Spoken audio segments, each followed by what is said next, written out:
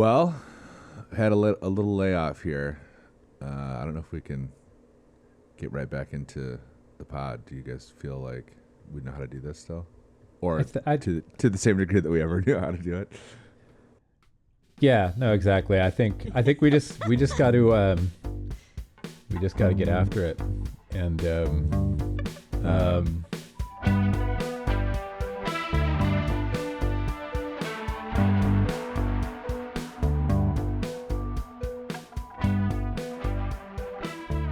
What's the pod we do? It's tired. It's tired. The pod is tired. The car podcast for people who understand that cars are bad. With your friends, Rory Carroll, Maddie Riley, me, Peter Hughes. Yeah, I had to do another road trip last weekend, and I had an observation that from two kind of road trips of similar duration. I had to drive to Boston last weekend. Mm-hmm. So did a drive to Indianapolis 2 weekends ago, and then a drive to Boston last weekend from my home, which is about equidistant between those two places. So lots of time on the road, and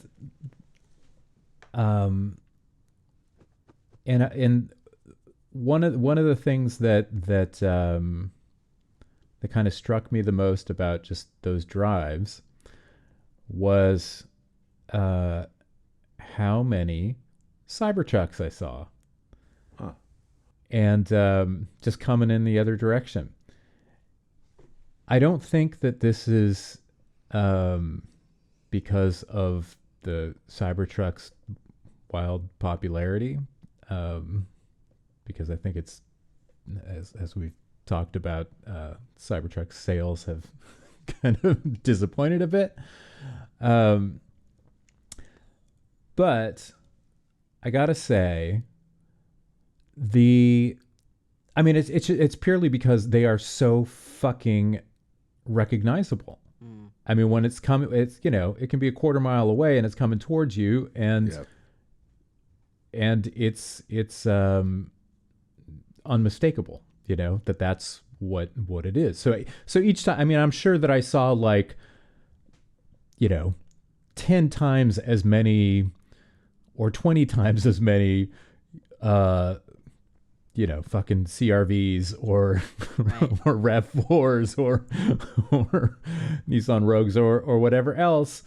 But those cars pass by completely invisibly and unconsciously, whereas every time you see a Cybertruck, you notice it. And I gotta say, and this, I mean, look, we've all we are not fans, and I still don't think that it's a good looking or successful design. Mm-hmm. But I feel like it cannot be denied that in terms of just making something that is so striking, so recognizable, so unmistakable, I honestly don't, I was trying to rack my brain thinking about when is the last time that you could buy a new car that was, and I'm not talking about like exotica stuff. I'm not talking about, a Lamborghini Countach or a Ford, GT or something. I'm talking about just production, like a mass production vehicle. Wow. I don't know if I'd call a Cybertruck mass produced vehicle. Well, I mean, they did make 100,000. They've sold 100,000 of them. I mean, they've made considerably more, apparently, that are sitting in a parking lot somewhere in Michigan. Rapidly. But I don't know when the last time is that you could buy a fucking, a new volume production car that was that immediately like so distinctive and so radically different from literally everything else on the road. PT Cruiser, Pontiac Aztek, Chevy HHR. I don't think that those guys are in the same. Oh, I think they're think the same. the Cybertruck though is uniquely so strange that if you know literally if you woke up out of a coma and had forgotten what a car was and you saw every other car, then you saw the Cybertruck, you would still be like, oh, I know that one. That one's fucked up. It's like one of those GHS pictograms they have on hazardous chemicals. I say having been oriented into 5 different temp jobs where there are hazardous chemicals in 2 months. But like, it's like where you see the little guy drinking the thing and the like the dangerous poison is like exploding inside the body. You're like, oh, carcinogens, yeah. Like, it's immediately recognizable in a way where you're like, I'm not supposed to touch that without gloves on. That's bad, yeah. I did, I saw one the other day and I was in a very sour mood and I did give him a very wholehearted. I usually just ignore him because it's, I think, but I did give him a threatening gesture. Good. I gave him a thumbs up. Yeah, that's what I meant. There is like one in town, and I was driving my teal blue pickup, so it's like we're gonna see each other again. Like, fellow pickup truck. Mm-hmm. Teal Team Greetings, 6 out in the fellow yard. pickup truck driver kids. Yeah, but I mean, it did like in those terms. Like, I have to admit, like, design wise, I mean, forgetting everything else about it. You know, if we strip away any of the other, all of the other baggage and Separate cultural, the artist. yeah, the cultural baggage that comes along with it, just as a piece of design, as a thing, it succeeds in that, and you know, and like this, there's another angle to this that I've been meaning to bring up for a while, and I think if you make a car without consideration for aesthetics and it ends up being extremely ugly, it's going to be recognizable because no other cars. No one else would do something this stupid, and so we've done it, and there it is. Exactly. It's like, it's like I'm wearing my big swastika sweatshirt, and look at me.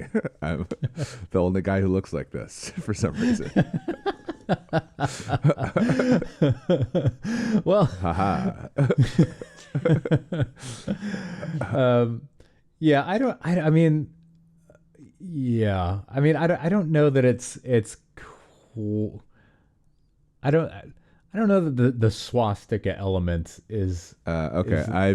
I've suction cupped a dildo to my forehead, and I'm the only guy who looks like this. Now that's style. Now we're talking. Yeah. You can hang out with that guy from Indy with the sign.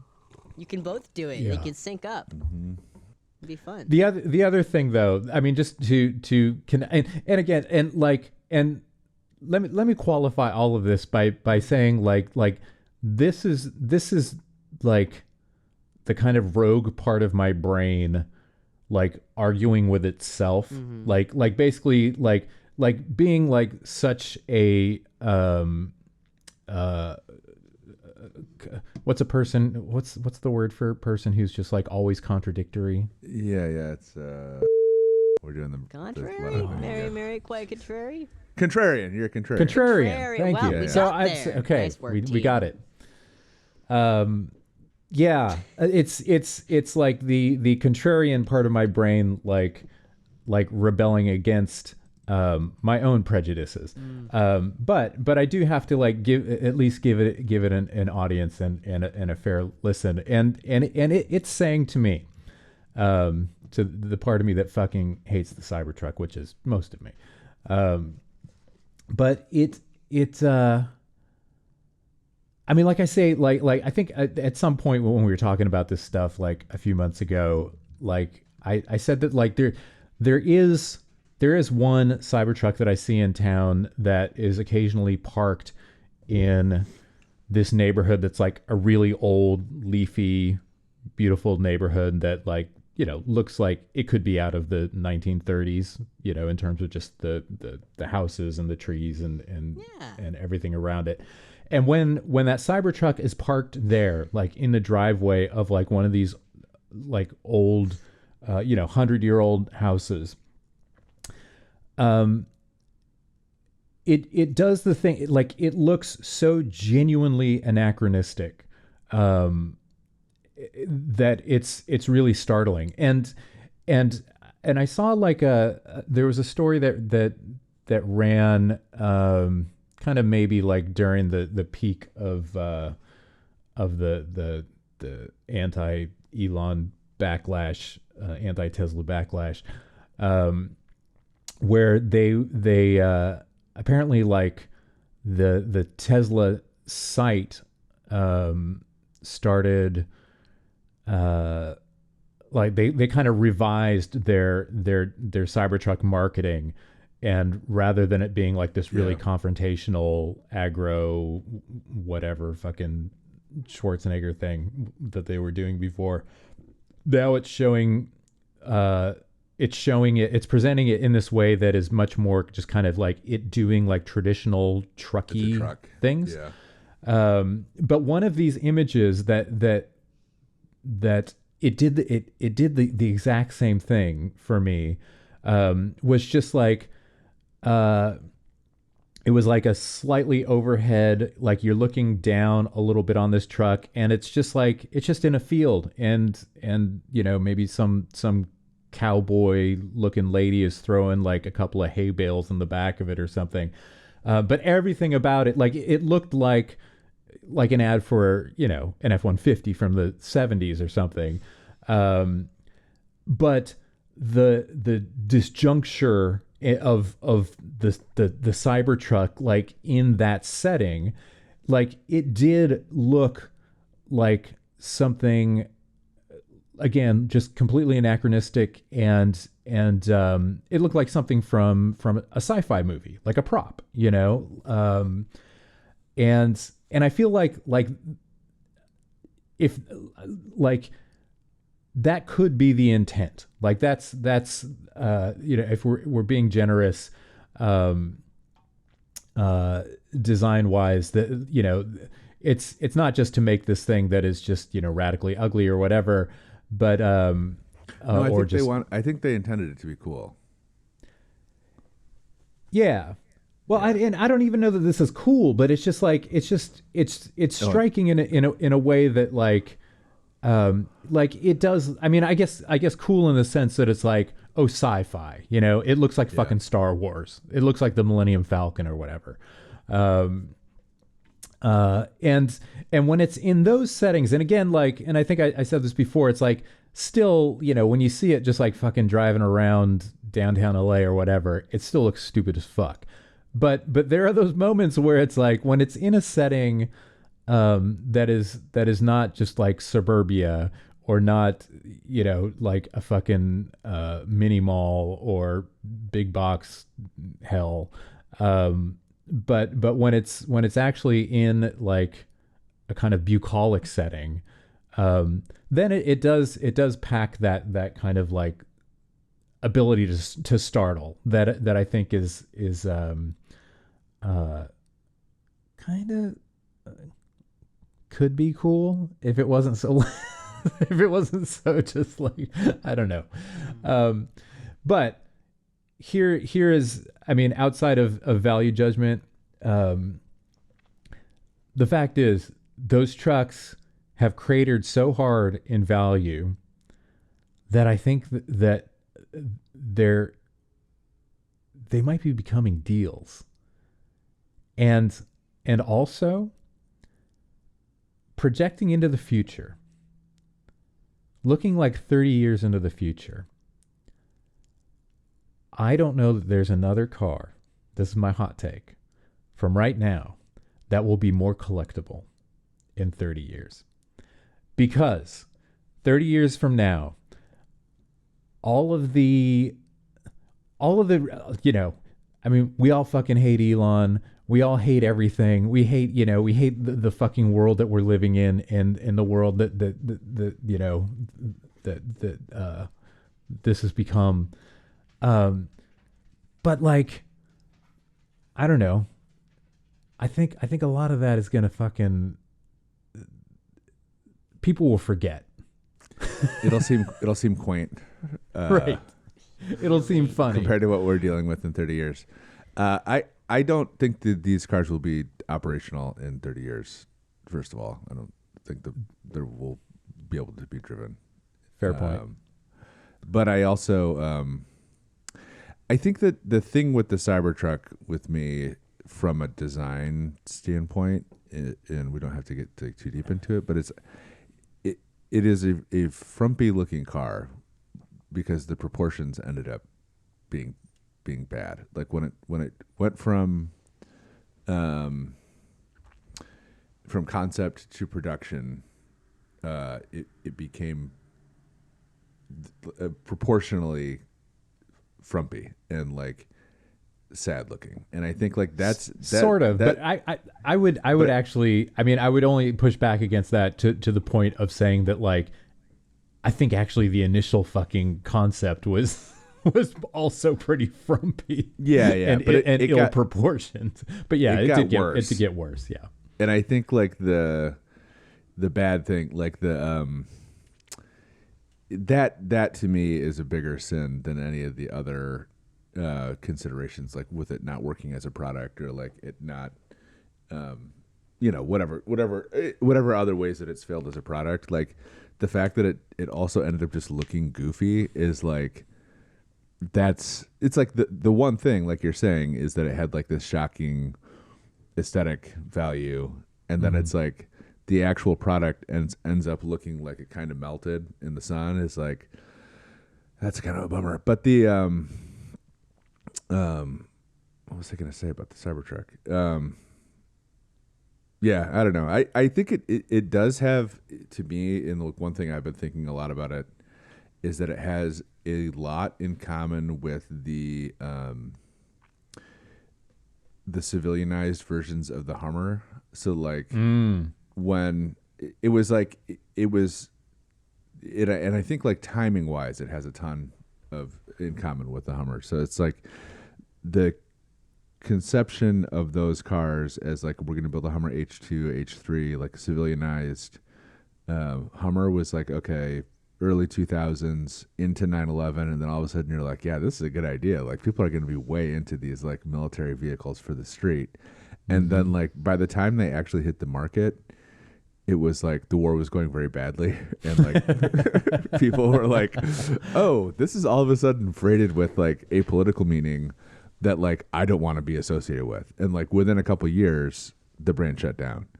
And like it's very similar to the Cybertruck thing, where it's like when this was conceived of, whatever it was, 20 years ago or whatever, they 2019, Elon was in a different position politically, socially, and like culturally. And then like by the time the shit actually came out, it's like, oh, this is the most hated figure in America. Like, and it's like, and here's the totem of that guy. Here's the automotive personification or whatever of that guy. And then it's like also the parallels are, like I said, like it's kind of the same story. It's like it seemed like you're riding a wave when they announced the car, and then today you are riding the crest of the wave or coming back down the other side. And I think like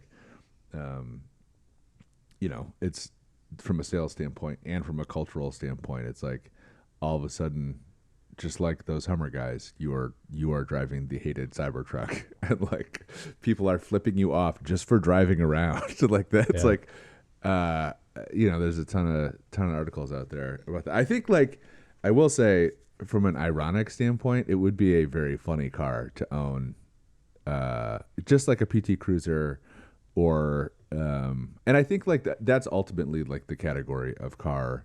Although a lot of old people did buy PT Cruisers because they were useful. So like it maybe not in that category. Like people bought Aztecs because they were useful. Like they sold a few of them. But I think it is ultimately like one of those like novelty cars where it's like, like I said, just immediately identifies you as an asshole. It's like, well, yeah. I mean, the thing is, every time that I've thought that about a car, that like this would be a fucking hilarious car to be driving 15 years from now.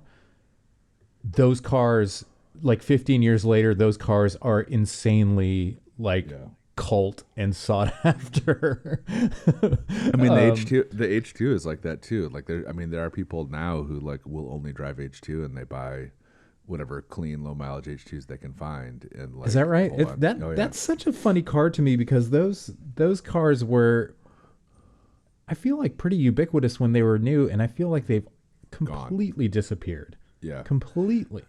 Yeah, totally gone. I mean, I saw a fucking H1 like this past weekend in Massachusetts, just parked in front of somebody's expensive lakeside house, with a plow next to it, making me think like they're using this fucking like a OG Hummer as a plow. Yeah, I mean it could be a surplus. Kind of rad. My buddy Corey he just took a surplus, like a real Army Hummer on consignment, and he's been driving it around. They're cool. I mean, they're like, as a piece of, like, mechanically, they're cool. Like, they're like weird, portal axle independent suspension. Like, crazy beefy powertrain. Yeah. But yeah, I don't know. There is part of it too is like, Peter, your potential future where like they're kind of cool ironically, or like cool as a collector's item, really depends on how Elon goes out. Yeah, true. I think like he could have a very like if it happens in a funny way, this whole story could be wrapped up with a lot of good feelings, and the Cybertruck could be a really funny. Yeah. Well, totally. Yeah. I mean, that's the thing. Like, what would be the way for him to go out where it would make it less collectible? Like a God Emperor type situation, or like people just end up in like increasingly family annihilation like, situation. I mean, is that even possible? Oh no, that would make it. I think that would make it. I mean, now you're talking like ghoul factor. I'd buy one. People love that. I did one. I wrote some stuff over the last couple of weeks for Road and Track, and I learned a lot of stuff. If we want to talk about that. Let's hear it. What did you learn? I'll go get the Wikipedia reading music. Hang on. Yeah. No. This is just me talking. So I pitched this story on, and I hope I think it's okay to talk about it. It's like we're promoting it, right? But I pitched this story about, so they have an issue that's called Origins, and it's like the beginnings of various like technologies or racing series or whatever the thing is. But it's like I actually don't know what the other stories in the issue are, but it's like it is where do things come from. So I pitched a story on the wheel, like where did the wheel come from, which I was gonna do in like a Philomena going way back Kunk thing or Crunk or whatever, yes, like a very stupid style interview. But then I made the mistake of actually interviewing someone who knew about it, and like it was fascinating, and so I couldn't like make fun of the guy because it was a good story. And then I also pitched the origins of like VIP style donks and Pro Street, like the Doberton Pro Street cars. The wheel thing. So the theory, this guy, there's a professor at Columbia, and then this guy I talked to is like a professor at Georgia Tech, and he's an engineer, and his field of study is like optimization of like simple mechanical forms. So like the wheel, Can I venture a guess? Yeah. Can I venture a guess before you? Yeah, sure. I've always assumed that it was just like that they figured out that you could put shit on top of logs and roll. Yeah. And then like take a log from the back and put it to the front and like roll it some more. Is that yeah. is that is is the correct. Yeah. I think like that's and I got the guy on the phone and we were talking and he was like explaining this to me in like detail, like that process. And I was like, oh yeah, I've actually done that before. And he was like, what? And I was like, yeah, that's how we used to get my dad's pontoon boat out of the lake. Cause we were too cheap to buy a trailer. So we would use several like 10-foot PVC pipes underneath the pontoons and pull it up like Great Pyramid of Egypt style. Yeah, like your cavemen. Yeah. And he cavemen with PVC. He was like, I've never spoken to anyone who's actually done that before. And I was like, well, let me know what you want to know. Get out of the Ivy League, brother. Get out in the world. Yeah. Your fucking ivory tower. Yeah, come on. Talking the word. Cavemen walking among us. Yeah. But he had like so his field of study like is mostly in aerospace, and like he's designing and improving like simple, like I said, like pulleys and like the simplest, the lever and the so pulley, really. So he had like he had some theories about the wheel, and he got together with this professor from Columbia who was he was a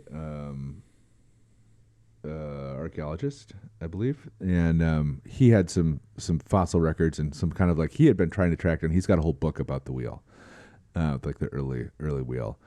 God, that's smart. Just make a fucking book about the wheel.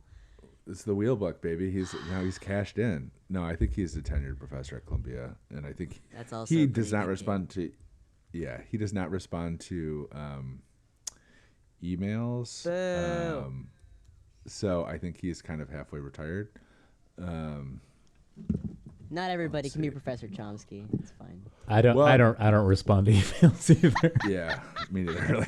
I have respond to email disease. If you email me, I will respond to you. I'm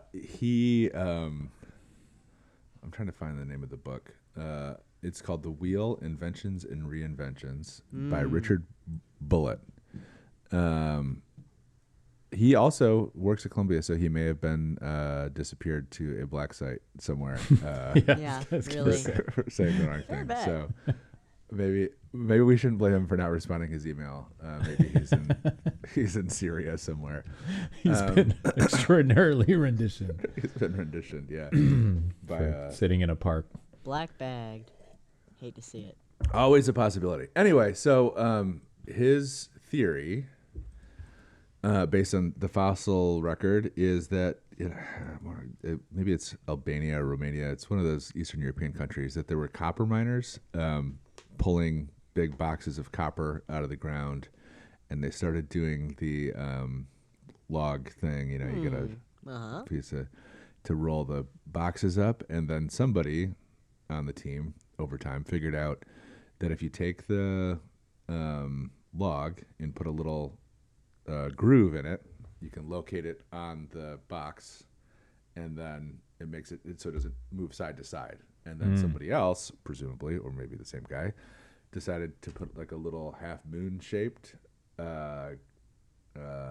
divot on the bottom of the cart that would locate it front to back. Yep. So and then from there you basically you start removing material on the inward side, and then you have an axle with with two wheels on the side. Yeah. So that their theory is that that's based on the fossil record and based on, or not fossil, but based on the archaeological record. It's not old enough to be fossilized, but and they have indications that there was like a lubricant being applied to the underside of the cart to get this thing to work. They think that's where the wheel came from. But I was expecting to have like this long, funny series of conversations with professors who were like in disagreement about this. And the first guy I talked to was like, yeah, I think we're the only people who have ever like put forth a a theory as to like the origin on the wheel. It's like it's just not widely studied. And I was like, all right, cool. Wow. But that was supposed to be a back page story, like a funny story. And I don't know that it's actually going to run because it wasn't that funny. It's like, again, it's like the joke is finding out the origins of the wheel, and if the punchline is here are the origins of the wheel, then it's like that's kind of it. You know what I mean? Yeah. Like well, the thing that I wonder about that, I mean, that kind of maps to what I've always kind of assumed, and I don't know if it came from reading little articles by those guys or their associates or whatever, but hearing you describe that process, that kind of gradual refinement, like I have to wonder, is that something that like took place over like generations of use, or did it happen pretty quickly? It seems like it's almost plausible that like it could have just been a guy, like in a couple days, right? Yeah. It could have just been like one person just being like, hey, what if we do this? And then it's like, oh yeah, that kind of works. Hey, what if we do this? And then just like in the space of a year, this technology is completely transformed. Yeah. And it could have just been one person.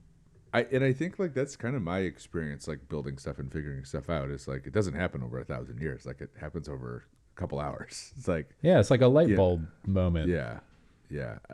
That is probably in the book, and it's actually probably in my interview transcripts, but I don't remember. So that's what you get. But yeah, I don't think it was an exceptionally long period of time because I think like all the stuff was found together. You know what I mean? Like all the evidence was kind of found in the same mine. What it was Carpathia, I think. Yeah, it was because I made a joke about Ghostbusters 2 in the article.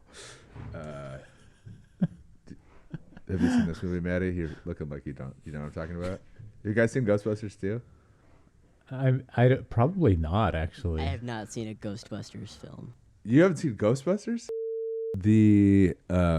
The other one was Donked, Right. which, Peter, you and I have talked about this many times, but Explain it for the people at home and your producer. What is this? A donk. So colloquially, people would say like a car with large wheels, like a sedan with large wheels, is a donk. That is not the case. Myth busting. Yeah, so there's like there's famously a Nissan Murano Cross Cabriolet with like 30-inch wheels that everyone refers to the Nissan Murano donk. It's not a donk. A donk is only a 71 through 76 Chevy Impala. That's it. There's no other car. Like there's trim levels like Caprice or whatever, a President or whatever, Presidential I think it's called, that are also donks because they're Impalas. But there's no other. So like even like, but even a stock 71 through 76 Impala is still a donk. So like this was corroborated by Sage Thomas, Donk Master, who's got the TV show where they race the donks. And then that I have not seen. Oh my God, it's incredible. They're so fast. And it's like talking to this guy was really interesting because he grew up drag racing a Chevy Nova, and then this is his account, but he said the car became known as being like super fast, so he was like trying to hustle for like $500,000 bets, like we'll race for money, and like people would refuse to race him because his car was so fast. Yeah. Whether that's true, I mean that's what he said. So he said he took all the powertrain stuff out of the Nova and put it into a donk to race, to have more like of a sleeper effect. Mm-hmm. But he said then he got really into figuring out how to make a donk hook up and like launch, because like a typical dragster, you have small tires in the front. You usually have like an upward rake, so the back of the car sits higher in the air, and you have bigger, wider, softer tires in the rear, so more sidewall in the rear, so that when the car launches, the weight shifts from the front of the car to the back and puts pressure on the tires, which then compress, which then get wider and take up more space, and you have a better grip on the ground. So right. With a donk, you have two sets of very large wheels with almost no sidewall. So like to get large wheels into the wheel wells of an Impala or whatever,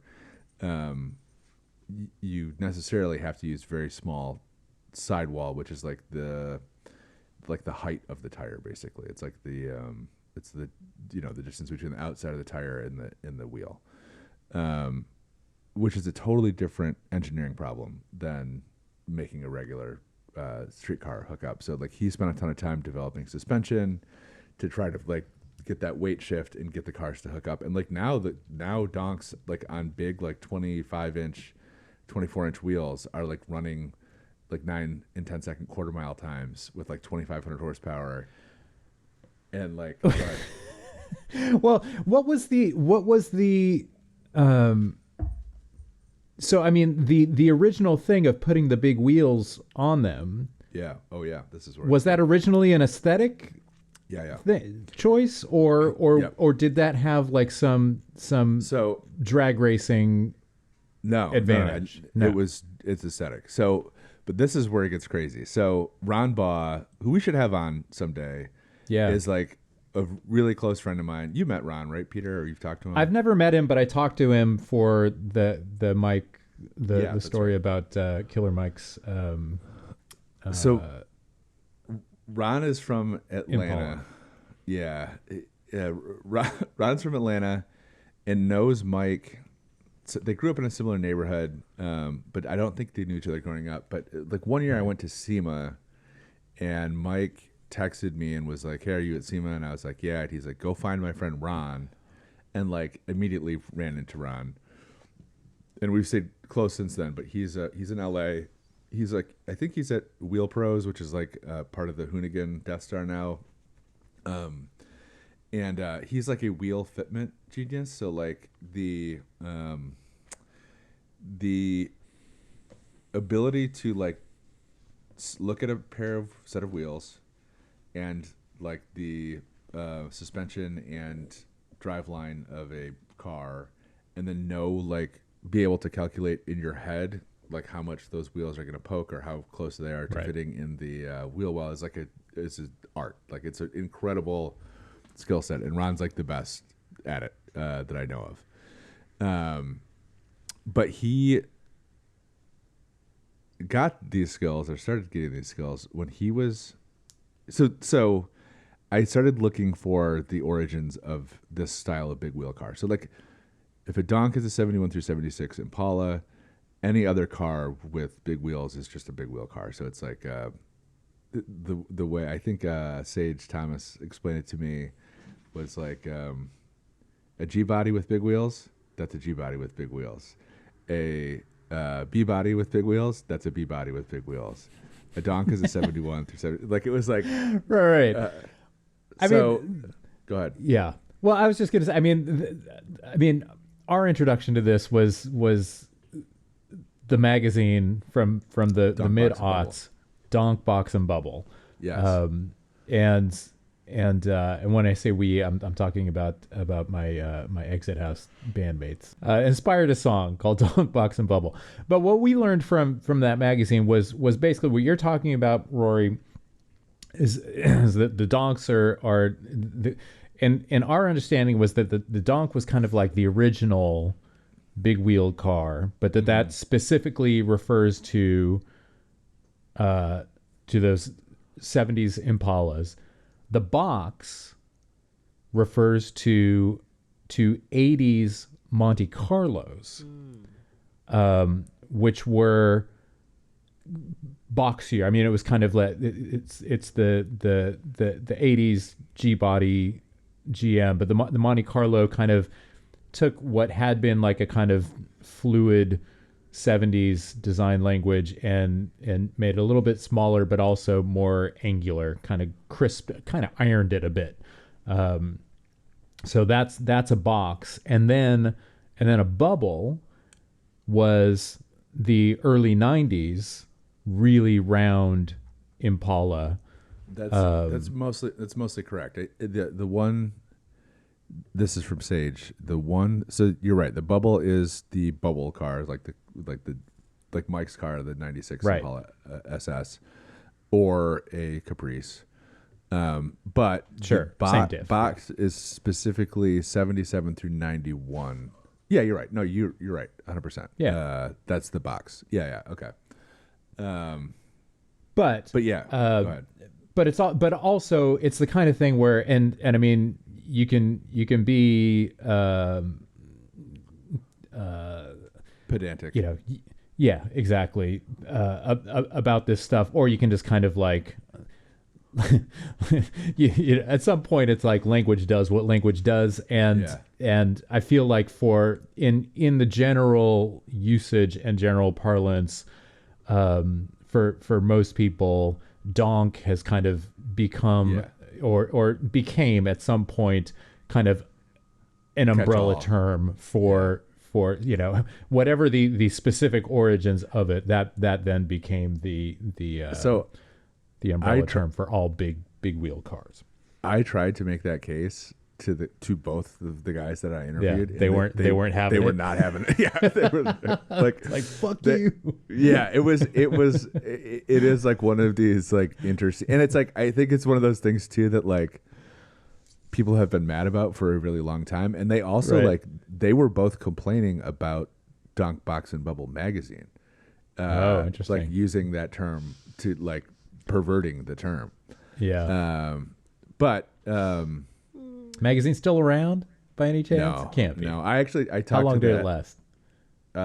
About that time. It was like early 2000s. But I talked to the editor in chief about it. I wow. found him. You tracked him down? Yeah. Wow. But so Ron, what do you have to say for himself? This is the crazy thing about perverting the language. Yeah. So I called Ron thinking that he was going to give me like a source, like he'd give me someone to talk to, because he used to work for Forgiato, who they make a lot of like they're a very high end donk wheel or like a big wheel now.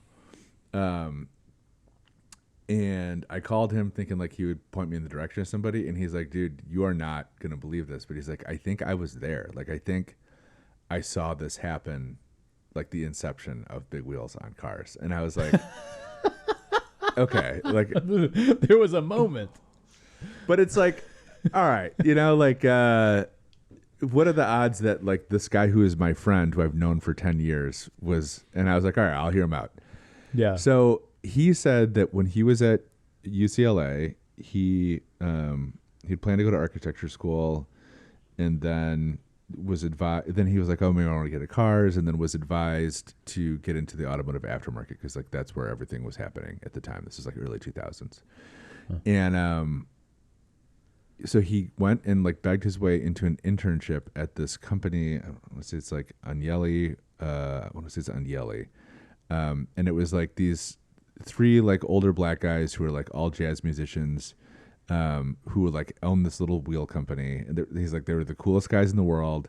And they finally gave him an internship, and like they made mostly like bigger chrome wheels, like larger than standard, but not big, for like Jaguars and Mercedes. Like, but they had one line that they started making for like what would be called like an old body style Chevy now, like the square body, not square body, but like square Chevys from the 90s, like Suburbans, Tahoes, and the pickup trucks. GMC 400s or whatever. Or I think those are 800s. Yeah, GMT 800, maybe GMT 800. Yes. Yeah.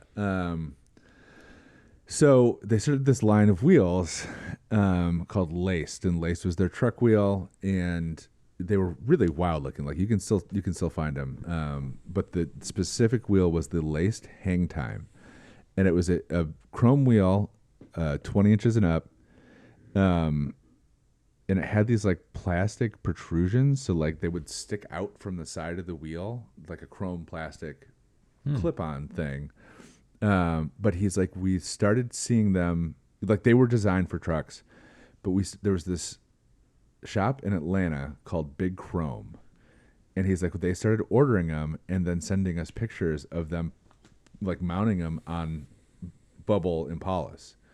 And he was like, we were like, what the fuck are these guys doing? Like, this is not, because like at the time, this is what made this story credible to me, like timing wise. And I confirmed this with Sage and with Kenny Lewis, who owns I-95 Motorsports, who is like a really early donk guy or big wheel car guy. But he, the tire was the limiting factor. So like these wheels, 20-inch wheels, were around in the early 2000s, but they were only made for trucks, and you could only get truck tires for them. So like, again, really tall sidewall, which made them really hard to fit on regular cars, like on bubbles or on donks or whatever you're going to put them on. Like, you had so you started getting these cars, like, and we've probably all seen these like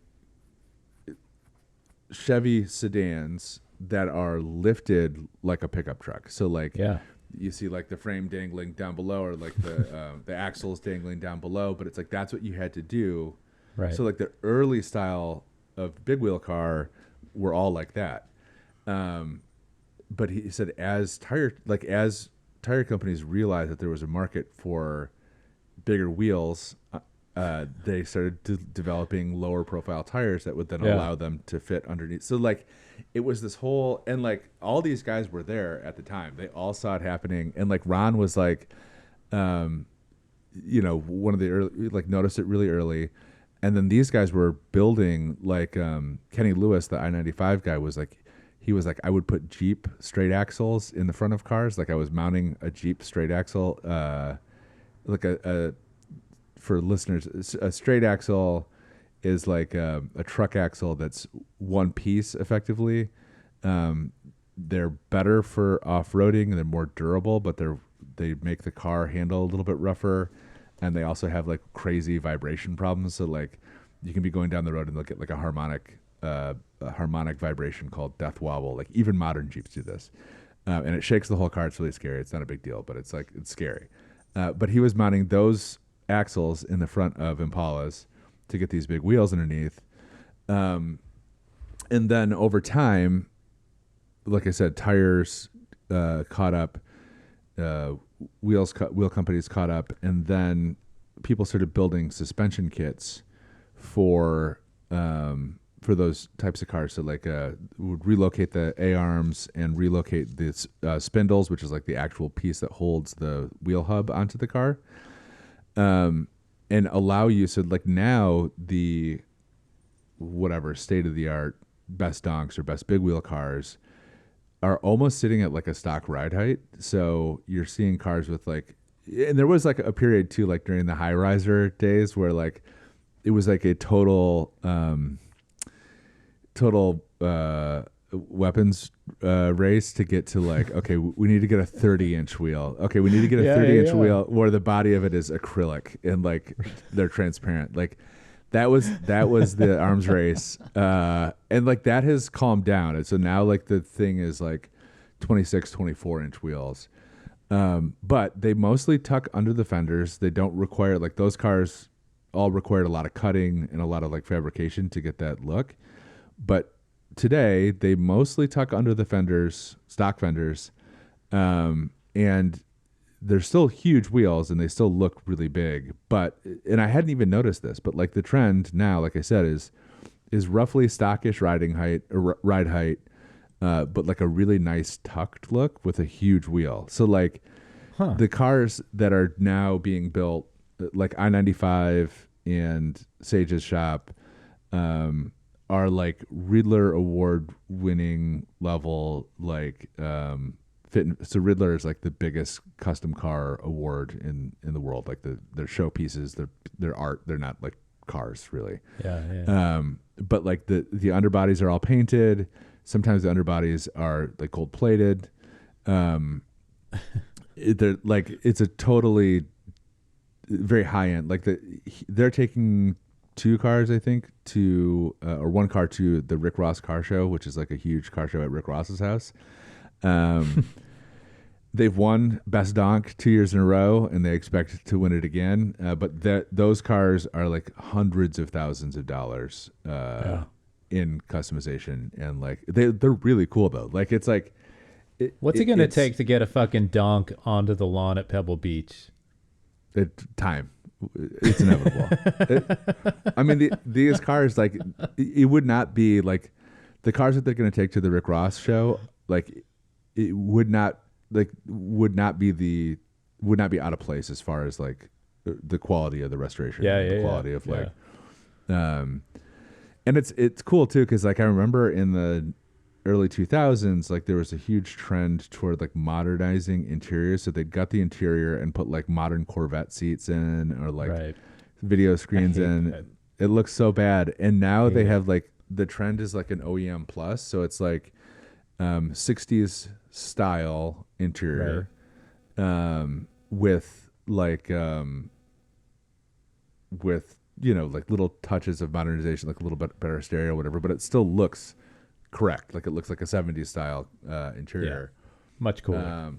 Really, really cool. But I was like, it's one of those things where it's like a 70s interior, but it's like wired for Bluetooth or whatever. And you exactly. And it's like out of your phone. The leather is the same leather you'd get in a Rolls Royce. You know what I mean? Versus like vinyl or like whatever shitty. It's like a vinyl bench seat, except like done up in like Connolly leather or whatever. That's what it is. Yeah, it's like it's like the guy who assembled this in 1971 was like half drunk. And like going on like 1 hour of sleep, and like now it is like this really finely crafted anyway, super cool.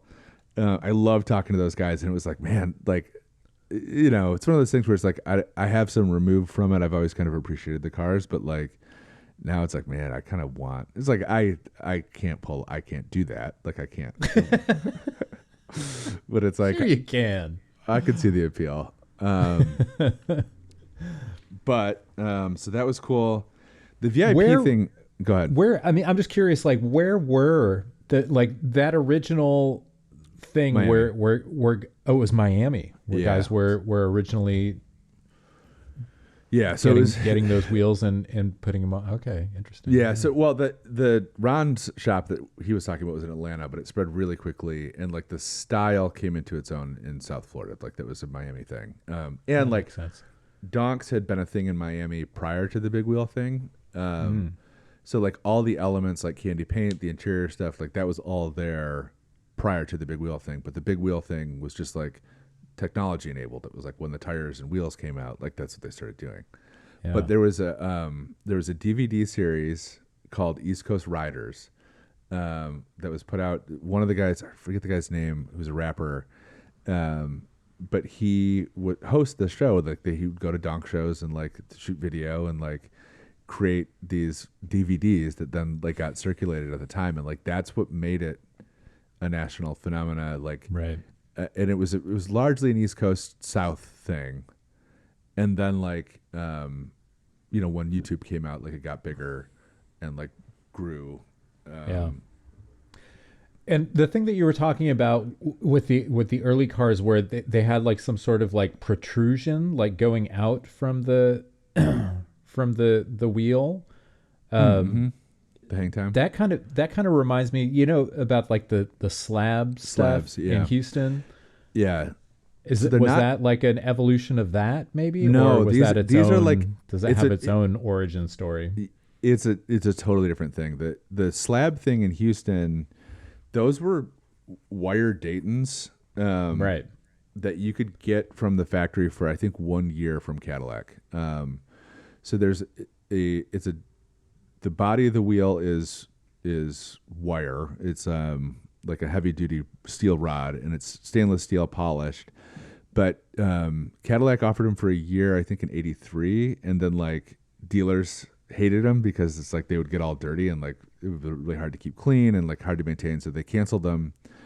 But that style of wheel has a little bit of convexness to it, right? And so over time, the evolution was to get more and more and more convex until now, like a slab wheel sticks out like 16 inches. Yeah. From the side of the wheel. So the wires are like extended and they have like a knockoff. Knockoff, it used to be like a type of hub that you would hit on with a hammer, like a copper hammer or a lead hammer. And that was the mechanism for securing the wheel, just one big nut instead of 5 nuts or 4 nuts or whatever.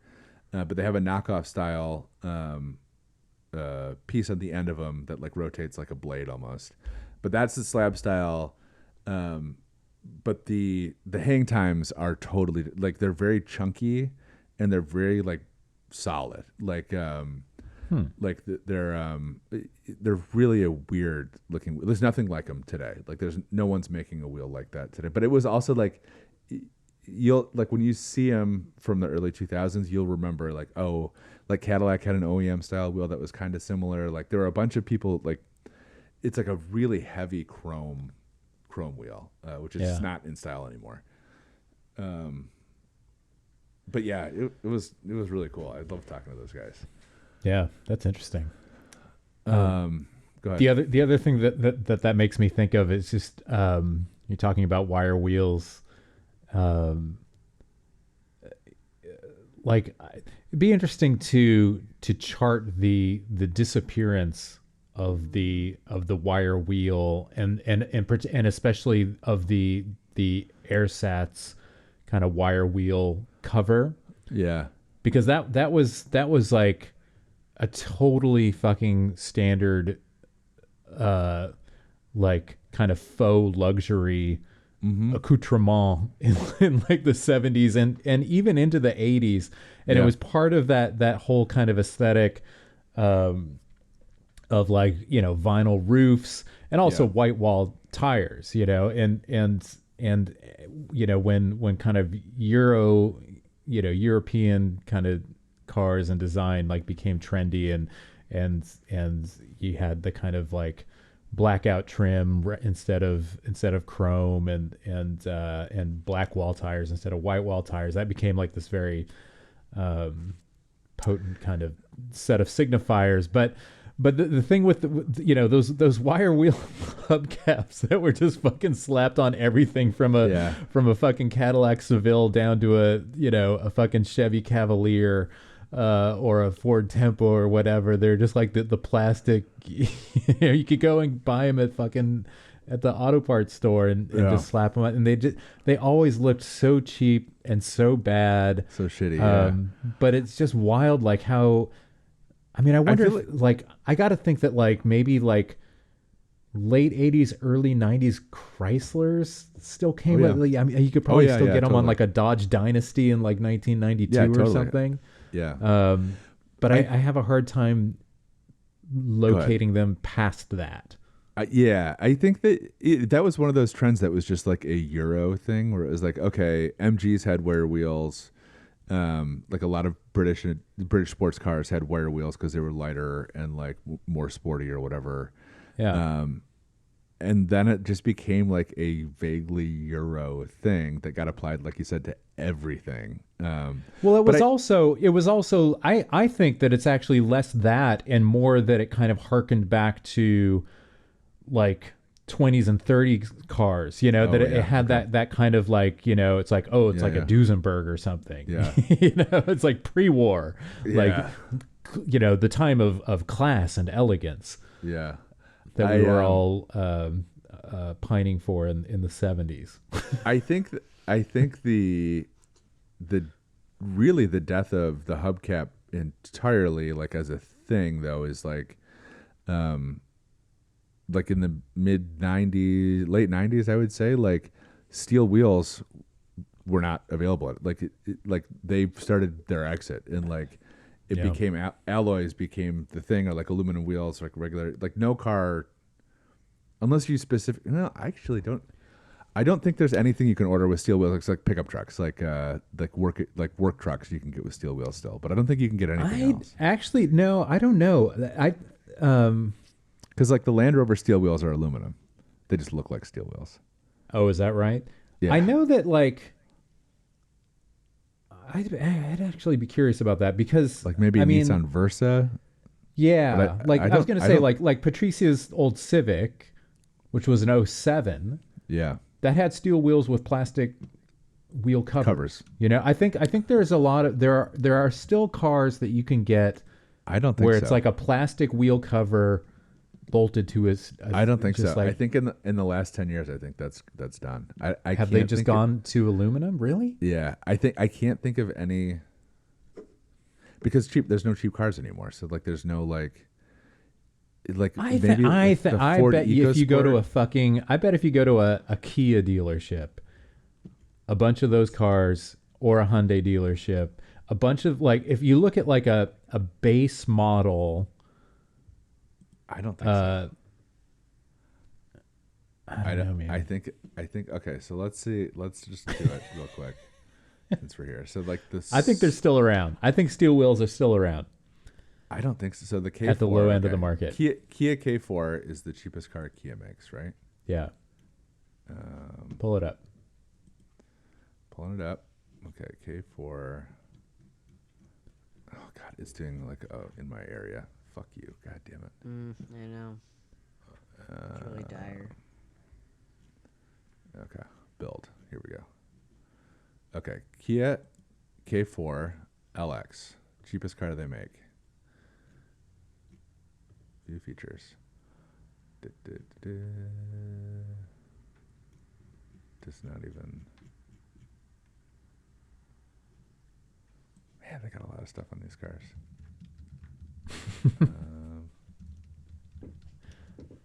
Okay, hold on.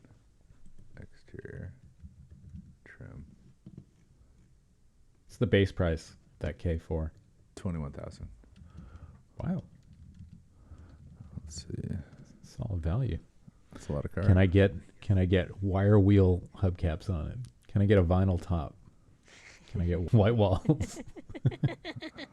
Folks, I remember there was a guy in my this is started my thing with water cooled Volkswagens. There's a cook at the same restaurant actually, who had a Mark IV GTI with like the bigger wheels, but had like the style of tire with like a little tiny white wall and like a little tiny yellow. Yeah. And I was like, ooh, that's like that was one of the first things that what was it on? to me. A GTI, a Mark IV GTI. Weird. Yeah. I mean, because tires that come with that, they're not like performance tires. They're like, I mean, that's what you get for your Eldorado or whatever, right? Yeah, I know. It was really a weird look, but it worked. So I'm looking at. I cannot get any details about this car, which is not surprising from a car website. But Peter, I think you might be right. I think there is a steel wheel behind that hubcap. It's a render, but it looks like there might be a regular steel wheel. But anyway, they're very uncommon. I don't know if they're totally extinct, but I think they're pretty uncommon. That it looks like a steel wheel behind there. Yeah, so you're right. I think they're still. Yeah, that's the thing is like they've gotten better at disguising them at just like the plastic wheel cover that looks actually like a brushed aluminum wheel or whatever. But I would say though, like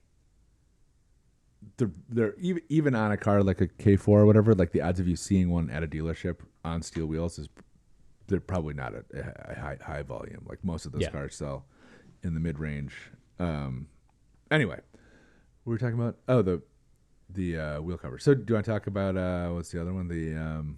So the VIP thing is this one is really harder to pin down, and mostly harder because I don't speak Japanese. I got like into this long conversation via email with the guys who started Junction Produce, which is like a VIP tuning house in Japan.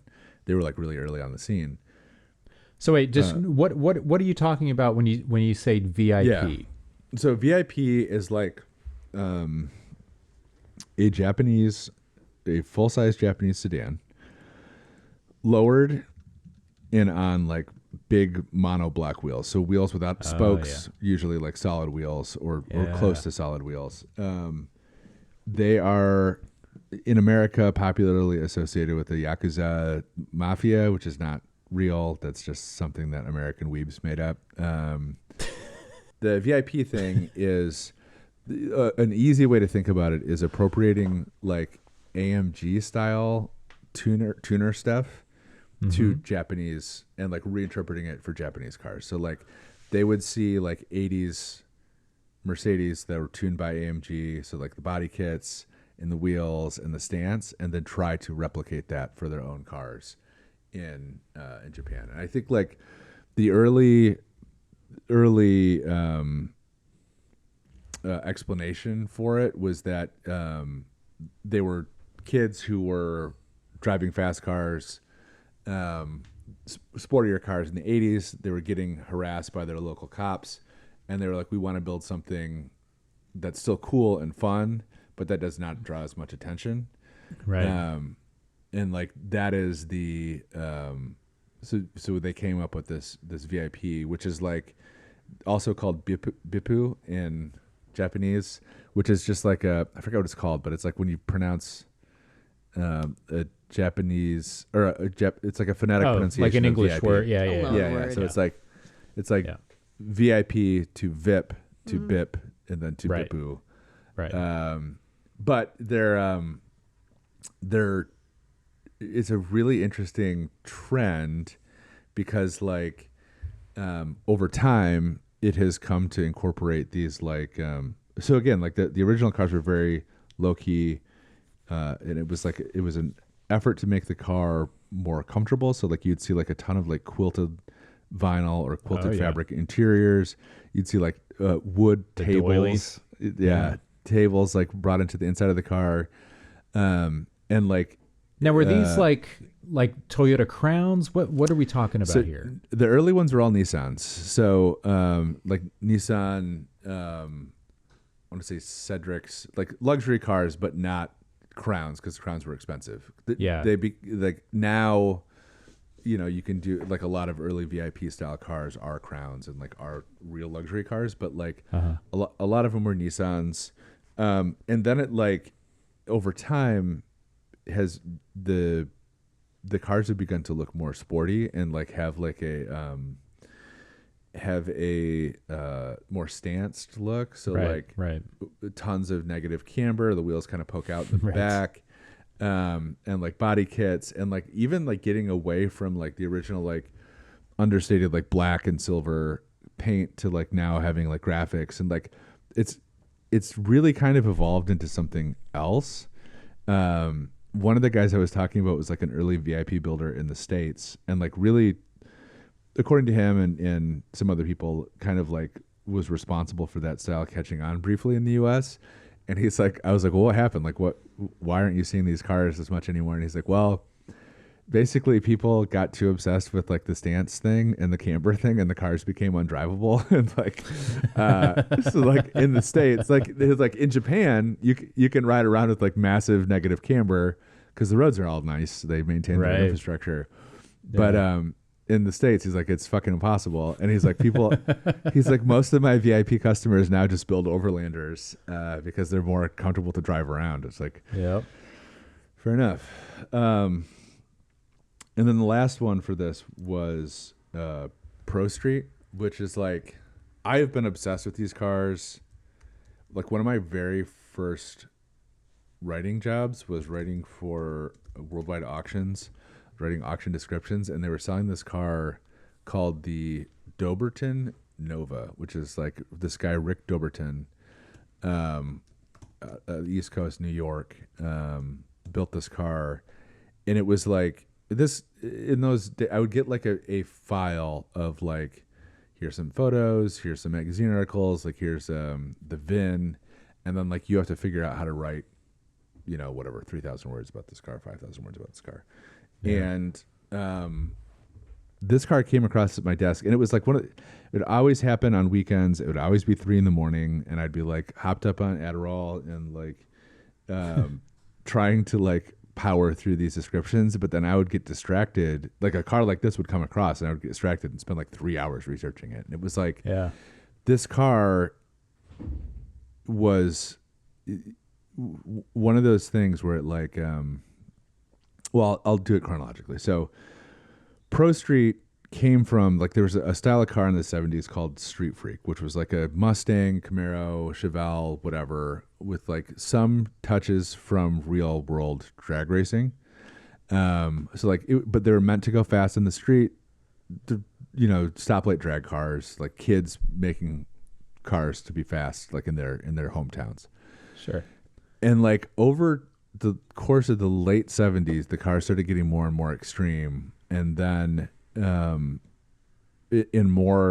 incorporating more and more drag stuff, like that became more of the style. And this had kind of taken over like custom car, like hot rod culture. So like Hot Rod magazine or like Carcraft or whatever, all the, like, they had started covering these cars more than like 32 Ford stuff.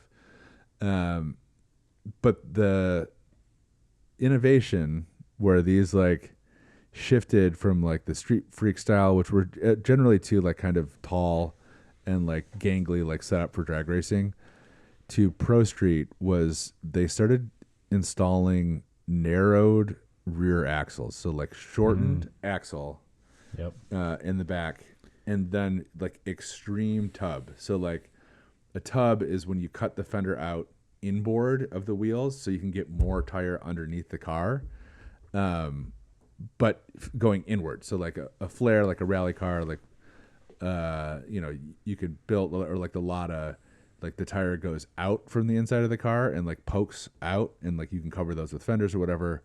But the Pro Street look and the look here is put more tire underneath the stock bodywork, so the car's not any wider than it came from the factory, but you're just increasingly wide. And like it would get to installing, it's like tires you're hiding these giant ass fucking steamroller tires, underneath the rear end of the normal looking car. Yeah. So like it got extreme to the point where one of the guys I was talking to said they ordered a drive shaft or a rear axle that could fit in a shoebox, a standard shoebox. So like, it's like, what is that? Like 12, 13 inches long. And then they were installing tires in the back that were 33 inches wide per tire. So like we were talking, talking to Doberton, and he was like, we started talking about the Lada, and he was like, I've always wanted to do a Pro Street Lada. He's like, because they're so narrow. He's like, the thing is like the trick is to get the look. It's like the narrowest possible car with the widest possible tires. And he said like one of the cars he built later in the game was so much tire underneath that you could not fit an 8.5 inch piece of standard like printer paper between the rear tires. Like they're almost touching. So this is like a steamroller. Yeah. So this became the trend in custom cars in the 80s. And then there were like Pro Street became a thing. It started getting judged like as a class at like I forget what it's called, but it's like the big nationals something car show. Anyway. Yeah.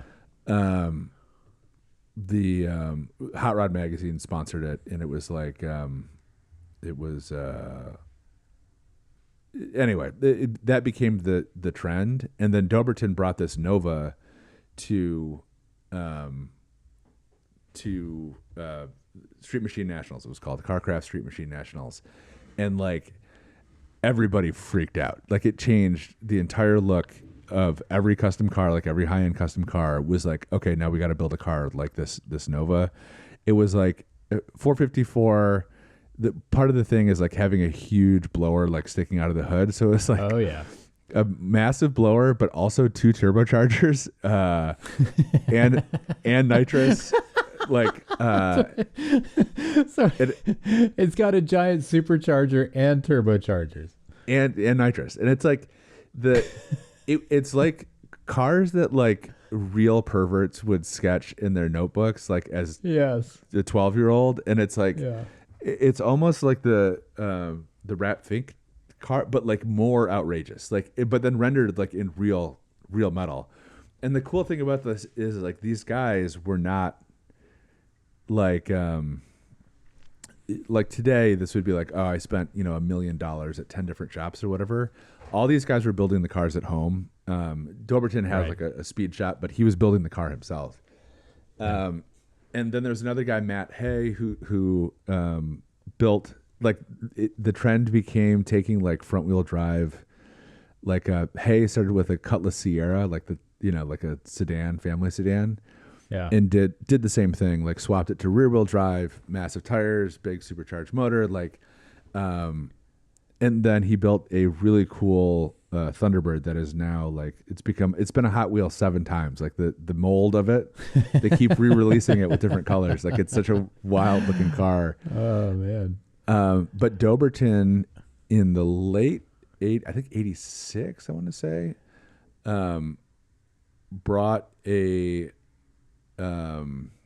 J2000. Do you remember that car? So this is the car. So I while you've been talking, I was Googling this Doberton Nova, and so I was looking at pictures of that, but then I scrolled down and there's this fucking completely insane Pontiac J2000, which was the original J car, the Pontiac version of like the 82 Chevy Cavalier and etc. But this thing, I'm just gonna drop a link in the chat so Maddie you can see it, because this is psychotic. This was like, and Doberton is like one of the most interesting guys I've ever talked to. He very famously, like after this, built a car called the Doberton Surface Orbiter, which was like, I feel like I've talked about this before, but it's like a stainless steel milk semi, like they deliver milk in. Yeah. But converted to a 6-wheeled off-roader that's amphibious, and his plan was to drive it around the world, like over the ocean, and land.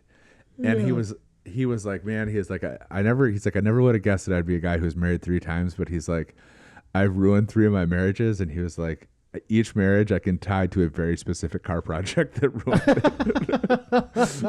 And so this J2000 is a little, like you said, like a little economy car, but the body now lifts off of the car entirely, and it's all a tube frame, stainless steel frame roll cage that he said he built all of the welds up. And he said part of it is like, the reason it's like this is because he's not a very good welder and he didn't like the way his welds looked. But he would build the welds up, like layer after layer of weld, and then individually sand them down or grind them down to the point where you cannot see the seams in any of the cage pieces. And he said when he brought it out, like when he introduced the car, people were like, oh, that's cast. Like that's a solid casting. And he was like, no, like that's actually not how I did it. But I want to say, like, let me see if I can find it. He has a quote about how many hours it took him. 6,000 hours was the J2000 build. But like the Matt Hay, like he was like his cars, he and his wife just built them in the garage like after work. Like they all worked at a custom van place. The Hayes worked at a custom van company, and they just built them after work. Like it was like a hobby. But this Doberton thing is like, we should post some pictures. I'll find a link for you, Maddie, to post in the description. But it's like with the hood up, there's 2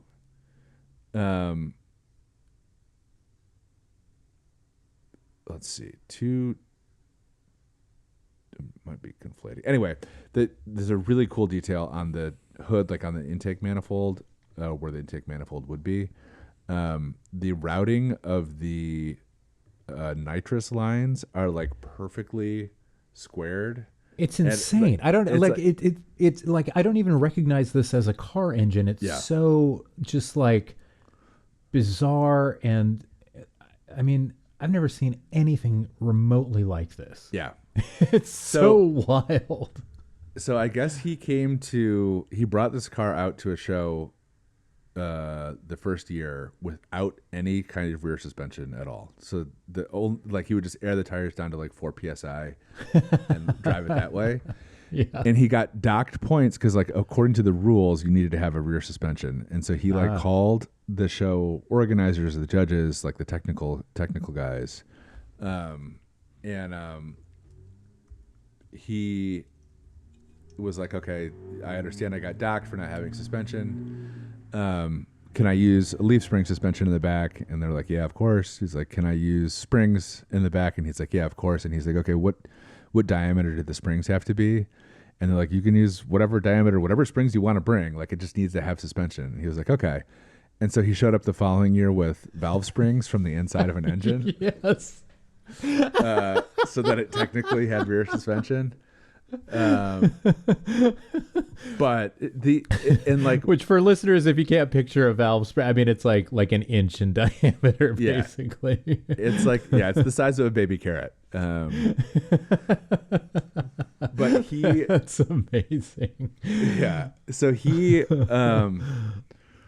the thing, and like the Hayes Thunderbird came out after this, like a bunch of really cool cars came out after this, but like, the received wisdom in the world of Pro Street is that once this J2000 car came out, it like completely deflated the scene. It was like, no one's going to build anything. Like, and again, so Matt Hay, who built the Thunderbird, owns just the because J2000 like now. where do you even go from this? I mean, it really is just like so just insanely extreme and just comical. It's it's just cartoonish.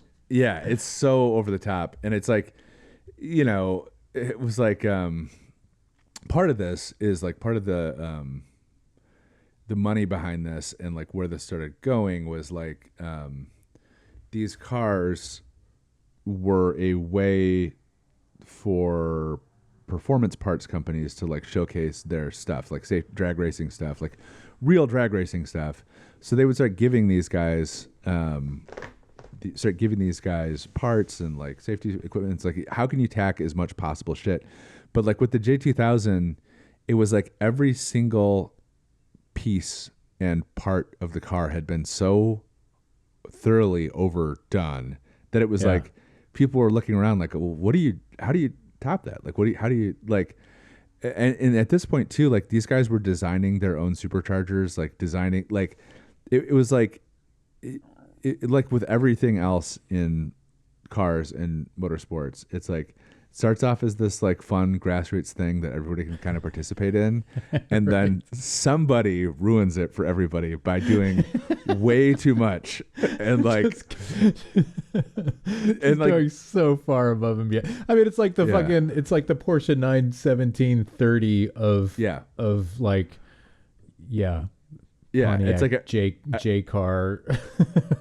Everybody looks at it and you're like, well, I guess that's it. I guess we're done here. Yeah, I think we're good. But it's crazy, like this specific trend, like this particular one is like I wish I had the time to like sit and write like a book or a movie about this, because like it is so neatly contained. Like it's this trend that happened like really from like the very late 70s until the very late 80s, and that was it, and it was gone. But it was like in that time, like the fucking arms race, or like it was like you went from like pretty stock looking cars with the big supercharger to this J2000 in like 5 years, in like 6 years or whatever. And it's like it's like a very and there's also something I told Darberton, like I was like, I want to talk to you about the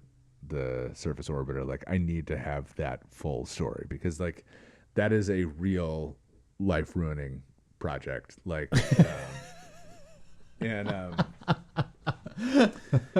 but yeah, it's such a, like I said, it's such a neat, like compact little story where it's like, okay, this happened, it got way out of control, and then it just vaporized, and like to the point where like when I encountered the Doberton Nova, it was like that was like a very famous car in the 80s, but like when I encountered it, whatever 2010, I had never heard of it. I had no idea Pro Street was a thing. I had no idea like this trend. See, like, for me, like I just like when I was getting into when I started buying car magazines in the early 80s,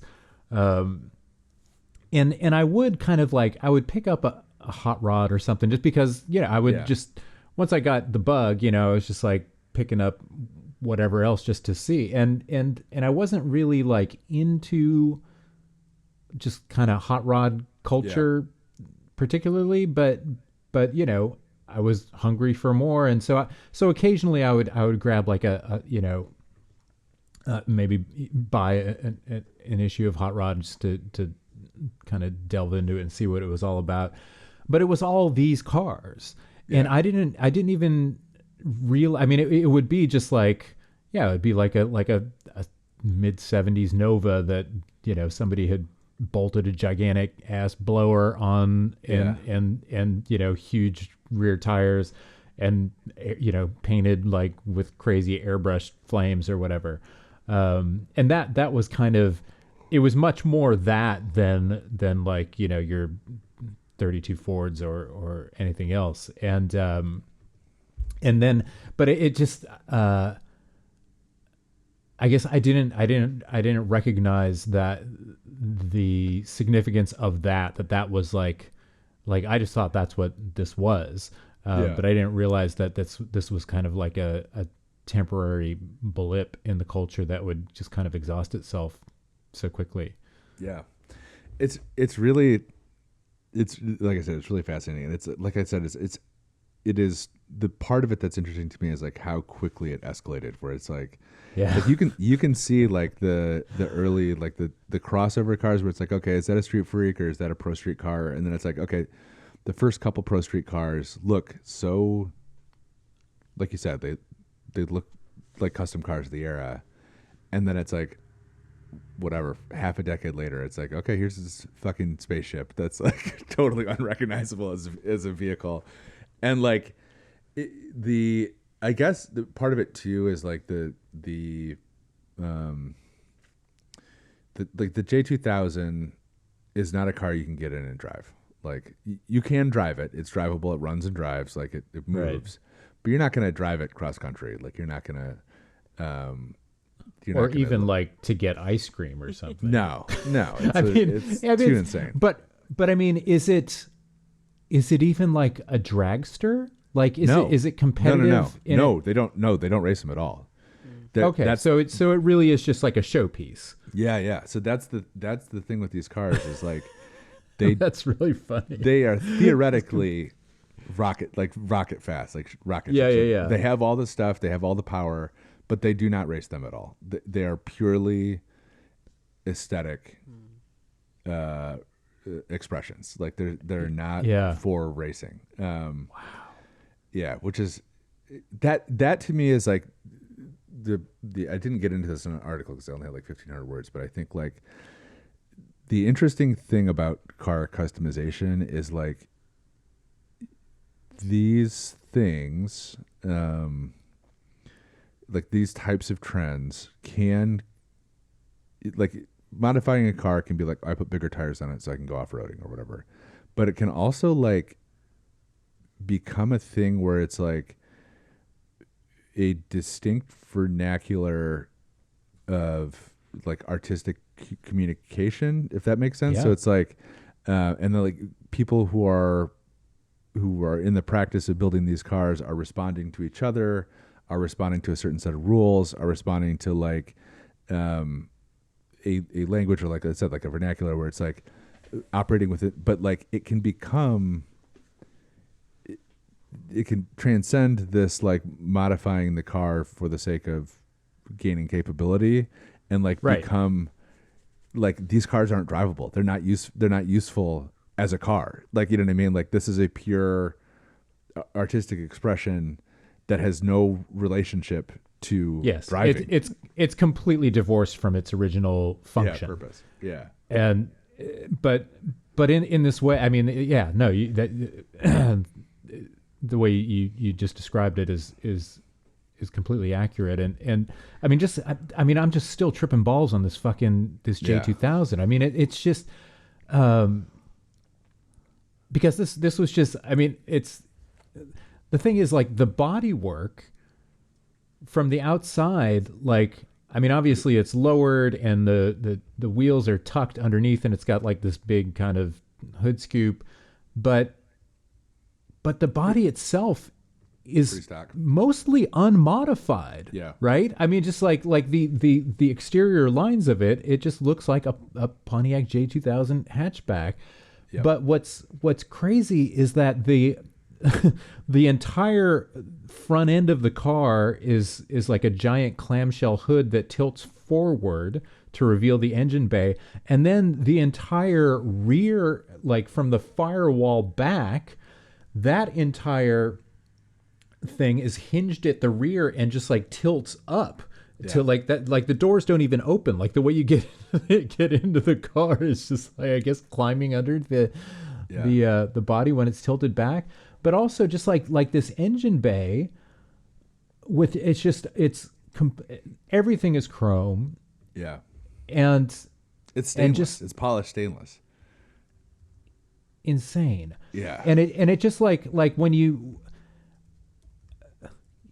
when people like talk about like how Etwar Bugatti, just, how like those engines are just pieces of art, and they are, like, when you see one in real life and you can just stare at it and pore over every single little mechanical detail and the attention to detail that is lavished on just like every tiniest part or component or whatever is just labored over to make it beautiful in a way that does transcend its function completely. Like, there's no reason to do that, but this is every bit.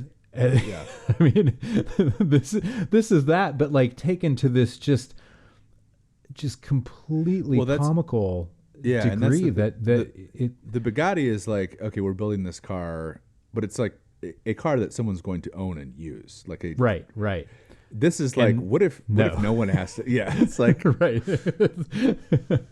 What if this doesn't have to do the job it was originally designed to perform, but instead is just this thing to behold?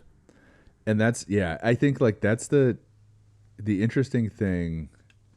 I started trying to think of like what other consumer products we have this type of relationship with, and it's like, I know people modify computers to make them faster, and like there's an aesthetic thing, especially now of building cool looking computers or whatever. But I do not think there's another consumer product, certainly that I can think of, that we have this relationship with, where it's like this level of fucking perversion of like like, you know what I mean? Like, the only thing that I can think of. Isn't this just what McMansion hell is? It's just pointing out, like, you can't live here. This is stupid. What have you done to this house? I think that's unintentional, though. Yeah. It's like, the people do intend to live in the house. It's like, this would be like making a house that you cannot step foot, you can't actually walk into. Like, you can't, or like, it's actually like actively counter to the purpose. Yeah. I mean, the only thing that I can think of is like the it's the guy from Cheap Trick, Rick, the guitar player. I can't think of his name, but like the guitar where it has like so many necks on it that it's just like just completely unplayable because it weighs like 300 pounds or whatever. That would be like Rick Nielsen. Yes. But yeah, that's the similar impulse of perversion. But yeah, it's a weird thing. It's like this transcendent. Like I said, it's like, and there's something, like I said, to explore there with like the relationship to the car, where like where people, not just in this case, but in like several cases, have like gone that deep into that relationship, or like that level of, like I said, perversion of the form, where it's like like this totally unrecognizable thing. Well, I mean, the whole the fucking camber gang shit. That's the same thing. That's the same impulse. Lowrider culture is very similar impulse. I mean, you're taking this thing and utilitarian. Right. Product. It's like that originally had a purpose and a function, and stripping away the just like focusing so much on the form that function just becomes secondary to the in itselfness of the object. I feel like there are probably French philosophers who have gotta be this a little bit smarter, or a little bit more in your head than me to get it out. But I don't remember my situationists at all. Yeah. But it would be great to get to show the Pro Street J2000 to Jean Baudrillard or Hey, Guy Debord, what do you think of this? Hey, what do you think of this guy? Bro. Bruh.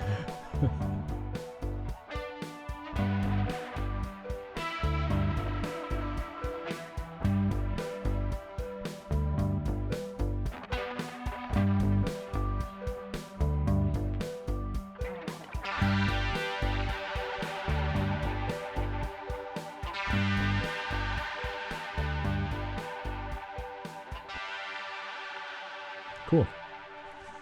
All right, boys. Stay tired. Stay tired. All right. Stay tired.